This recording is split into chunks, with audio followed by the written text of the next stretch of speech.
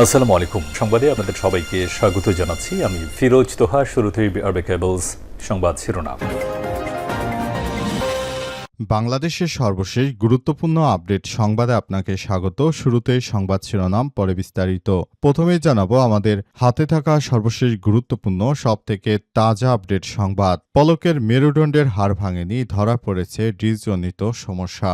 সাবেক তথ্য ও যোগাযোগ প্রযুক্তি প্রতিমন্ত্রী জুনায়েদ আহমেদ পলকের মেরুদণ্ডের হাড় ভেঙে যা বা কশেরুকা সরে যাওয়ার যে দাবি করা হয়েছিল তা সত্য নয় বলে জানা গেছে। গত ২৯ এপ্রিল বাংলাদেশ মেডিকেল বিশ্ববিদ্যালয়ের সুপারিশে তার এমআরআই রিপোর্টে তার মেরুদণ্ডের হাড়গুলো স্বাভাবিক পাওয়া গেছে। সাবেক তথ্য প্রতিমন্ত্রী জুনায়েদ আহমেদ পলক ভাব ধরেছিল তিনি শিক্ষার্থীদের হত্যার নির্দেশদাতা। এ কারণে তাকে জেল হাজতে রাখা হয়েছে। যে কোনো সময় ফাঁসি হতে পারে পলকের। এরপর জানাবো, দলের কেউ অপরাধে জড়ালে আইন হবে 10 গুণ বেশি কঠোর বললেন প্রতিমন্ত্রী। ভূমি ও পার্বত্য চট্টগ্রাম বিষয়ক প্রতিমন্ত্রী ব্যারিস্টার মীর মোহাম্মদ হেলাল উদ্দিন বলেছেন, বর্তমান গণতান্ত্রিক সরকার একটি অপরাধমূলক ও অপরাধমুক্ত সুখী সমৃদ্ধ বাংলাদেশ গড়তে বদ্ধপরিকর। বিশেষ করে চট্টগ্রাম, হাটহাজারী এবং বাইজিত এলাকাকে যেকোনো মূল্যে অপরাধমুক্ত করা হবে। এদিকে নিষিদ্ধ কার্যক্রমের আওয়ামী লীগের কেন্দ্রীয় নেতা গ্রেপ্তার। কার্যক্রম নিষিদ্ধ আওয়ামী লীগের কেন্দ্রীয় বন ও পরিবেশ বিষয়ক কমিটির সদস্য বগুড়া গাবতলী উপজেলা পরিষদের সাবেক চেয়ারম্যান অরুণ কান্তি রায় সিটনকে গ্রেপ্তার করা হয়েছে। আজ রাজধানীতে অভিযান চালিয়ে তাকে আটক করা হয়। দীর্ঘদিন পলাতক থাকার পর তারপর তিনি আটক হয়েছেন বলে জানা গেছে। এবারে জানাবো, ঢাবি মসজিদে সাদিক কায়েমের বিয়ে। ঢাকা বিশ্ববিদ্যালয় কেন্দ্রীয় ছাত্র সংসদ ডাকসু সহসভাপতি ভিপি সাদিক কায়েমের আকদ সম্পন্ন হয়েছে। বিকেলে ঢাকা বিশ্ববিদ্যালয় কেন্দ্রীয় জামে মসজিদে অনুষ্ঠানের আয়োজন করা হয়। এতে প্রধান অতিথি হিসেবে ছিলেন সংসদের বিরোধী দলীয় নেতা ও জামাত ইসলামের আমির ডাক্তার শফিকুর রহমান। এবং সর্বশেষ জানাবো, রণক্ষেত্র ফিলিপাইনের আইনসভা। আন্তর্জাতিক অপরাধ আদালত বা আইসিসির গ্রেপ্তারি পরোয়ানা কার্যকর করতে গিয়ে ফিলিপাইন সিনেট ভবনে নজিরবিহীন এক সংঘাতের সৃষ্টি হয়েছে। আজ সন্ধ্যায় সাবেক পুলিশ প্রধান ও বর্তমান সিনেটর রোনাল্ড ডেলা রোসাকে গ্রেপ্তার করতে পুলিশ ও মেরিন সেনারা যখন সিনেট ভবনে প্রবেশ করে তখন অন্তত 15 রাউন্ড গুলির শব্দ পাওয়া গেছে। প্রিয় দর্শক, এতক্ষণ শুনছিলেন সংবাদ শিরোনাম, এবারে বিস্তারিত। তবে তার আগে বন্ধুরা অনুরোধ থাকবে, এই সংবাদটিতে একটি লাইক দিন। এই চ্যানেলে আপনি নতুন হয়ে থাকলে আমাদের সংবাদটি দেখতে দেখতে চ্যানেলটি সাবস্ক্রাইব করে রাখুন। কমেন্ট করে বন্ধুরা আপনার মূল্যবান মতামত জানিয়ে দিন আপনি বিশ্বের কোন দেশ থেকে বা বাংলাদেশের কোন স্থান থেকে আমাদের সংবাদটি দেখছেন এবং শুনছেন। আর বন্ধুরা, সংবাদটি আপনার সোশ্যাল মিডিয়া ফেসবুকে শেয়ার করে বন্ধুদেরও দেখার সুযোগ করে দিন। গাজা যুদ্ধে আপনি যদি নিরীহ ফিলিস্তিনিদের ভালোবেসে থাকেন, কমেন্টে ইয়েস লিখে পুরো বিশ্বকে আমাদের এই তাজা আপডেট সংবাদটি দেখার সুযোগ করে দিন। এবারে বিস্তারিত। পলকের মেরুদণ্ডের হাড় ভাঙেনি, ধরা পড়েছে ডিস্কজনিত সমস্যা। সাবেক তথ্য ও যোগাযোগ প্রযুক্তি প্রতিমন্ত্রী এবং আওয়ামী লীগের তৎকালীন প্রভাবশালী মন্ত্রী প্রতিমন্ত্রী পলকের মেরুদণ্ডের হাড় ভেঙে যা বা কশেরুকা সরে যাওয়ার যে দাবি করা হয়েছিল তা ভুয়া বলে জানা গেছে। গত ২৯ এপ্রিল বাংলাদেশ মেডিকেল বিশ্ববিদ্যালয় সুপার স্পেশালাইজড হাসপাতালে করা এমআরআই রিপোর্টে তার মেরুদণ্ডের হাড়গুলো স্বাভাবিক পাওয়া গেছে। চিকিৎসক ও হাসপাতাল সূত্র থেকে জানা গেছে, এমআরআই রিপোর্টের কোথাও হাড় ভাঙা বা হাড় সরে যাওয়ার বা ডিসপ্লেসমেন্টের প্রমাণ পাওয়া যায়নি। তবে তার ঘাড় ও কোমরের কিছু ডিস্কজনিত সমস্যা ও ডিসবেলস ধরা পড়েছে। চিকিৎসকদের মতে বয়স, অতিরিক্ত শারীরিক চাপ কিংবা দীর্ঘদিনের সমস্যার কারণে মেরুদণ্ডের ডিস্ক ফুলে উঠতে পারে। পলকের ক্ষেত্রেও একই ধরনের সমস্যা পাওয়া গেছে। রিপোর্টে উল্লেখ করা হয়েছে যে সব ডিস্ক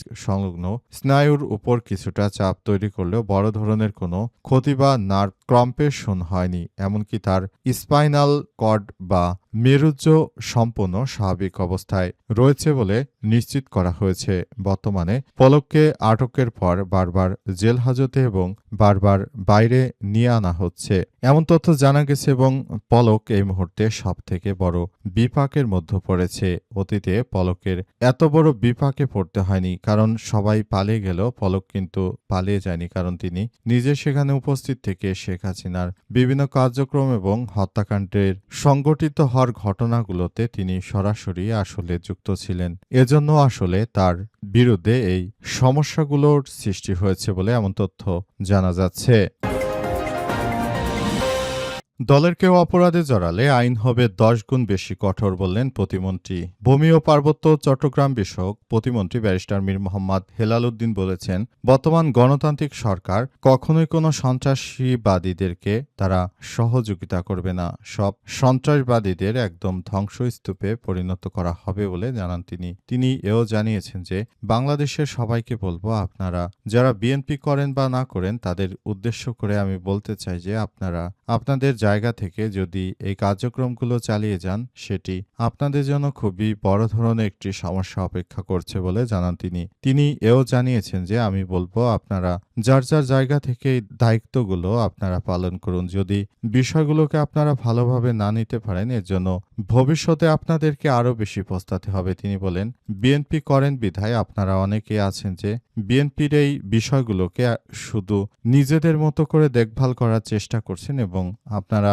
এও জানিয়েছেন যে আসলে এই কার্যক্রমগুলো চালিয়ে যে ধরনের পরিস্থিতির সৃষ্টি হয়েছে এটি আসলে কোনোভাবেই গ্রহণযোগ্য হতে পারে না বলে আমরা মনে করি। যদি বিএনপি রাজনীতির সঙ্গে যুক্ত থাকেন, তারপরও বলবো যে আপনাদের জন্য শাস্তির পরিমাণ 10 গুণ বৃদ্ধি পাবে, কারণ আপনারা ক্ষমতায় আছেন। সুতরাং আপনারা যে এই ধরনের যে অপরাধগুলো করছেন সেগুলো আসলে গ্রহণযোগ্য হতে পারে না বলে এমন তথ্য জানিয়েছেন তিনি। এবং সবার উদ্দেশ্য করে তিনি এও জানিয়েছেন যে সবাইকে বলবো, আপনারা যার যার জায়গা থেকে পুরো কার্যক্রম চালিয়ে যান এবং এই মুহূর্তে নিজের দলকে ভালোবাসুন, দেশকে ভালোবাসুন। যদি সেটি না হয় তাহলে ভবিষ্যতে আমাদের সবার জন্য ভয়াবহ কোনো সমস্যা অপেক্ষা করছে। আমি মনে করি এই সমস্যাগুলোর ক্ষেত্রে অবশ্যই আমাদের এই বিষয়গুলো খুবই গুরুত্ব সহকারে দেখভাল করতে হবে। তাই সবাইকে বলবো, আপনারা যার যার জায়গা থেকে পুরো পরিস্থিতি নিয়ন্ত্রণ করুন।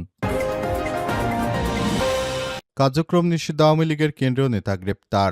গ্রেপ্তারকৃত অরুণ কান্তি রায় তিনি কার্যক্রম নিষিদ্ধ আওয়ামী লীগের রাজনীতির সঙ্গে যুক্ত ছিলেন বলে জানা গেছে। দীর্ঘদিন ধরে শেখ হাসিনা পালিয়ে যাওয়ার পর তিনি আসলে আত্মগোপনে ছিলেন। অবশেষে তাকে আটক করতে সমর্থ হয়েছে বাংলাদেশের পুলিশের সদস্যরা। পুলিশের সদস্যরা আরও জানিয়েছেন যে দীর্ঘদিন ধরে এই ব্যক্তি পলাতক অবস্থায় ছিল এবং তাকে খুঁজে পাওয়া যাচ্ছিল না। অবশেষে তাকে দেখামাত্র গ্রেপ্তার করার নির্দেশনা দেওয়া হয়েছে বলে এইসব তথ্য জানা গেছে এবং পুরোপুরি তাকে আটক করার পরই এই পরিস্থিতিগুলো জানা যাচ্ছে।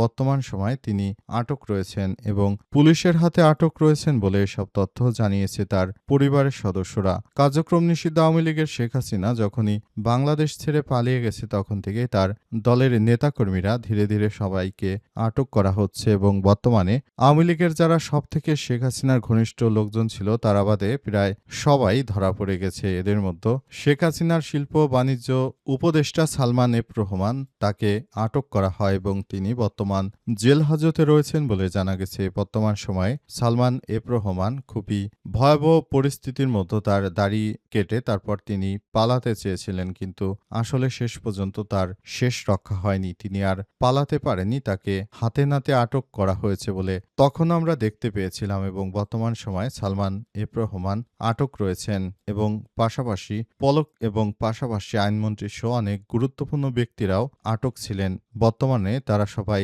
জেল হাজতে রয়েছে বলে জানা গেছে।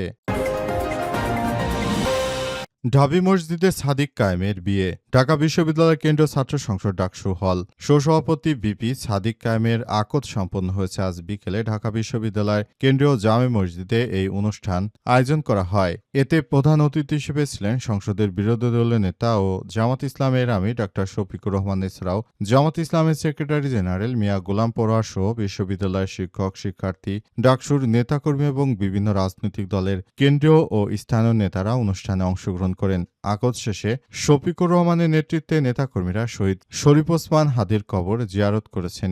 এ সময় মরহুমের রুহের মাগফিরাত কামনা করেন। বিশেষ দোয়া ও মোনাজাত করা হয়। সন্ধ্যায় রাজধানীর শাহবাগের শহীদ আবু সাইদ চত্বরে তাদের বিয়ের এই কার্যক্রমগুলো আসলে হয়েছে এবং তখন সাদিক কায়েমকে হাউমাউ করে কাঁদতে দেখা গেছে, কারণ তিনি নিজে বিশ্বাস করতেন যে যখনই বিয়ে সম্পন্ন হয়ে যাবে তখন তার অন্যের দায়িত্ব নিতে হচ্ছে আর অন্য আরেকজনের দায়িত্ব নেওয়া নেওয়া মোটেও কোনো সহজ বিষয় নয় বলে তারা মনে করে। এজন্য তারা এই কার্যক্রমের মধ্য দিয়ে আসলে এগিয়ে যাচ্ছে এবং তারা সবকিছু দেখভাল করছে। এবং জানা গেছে যে বর্তমান সময়ে সাদিক কায়েম অনেক জনপ্রিয় ব্যক্তিত্ব।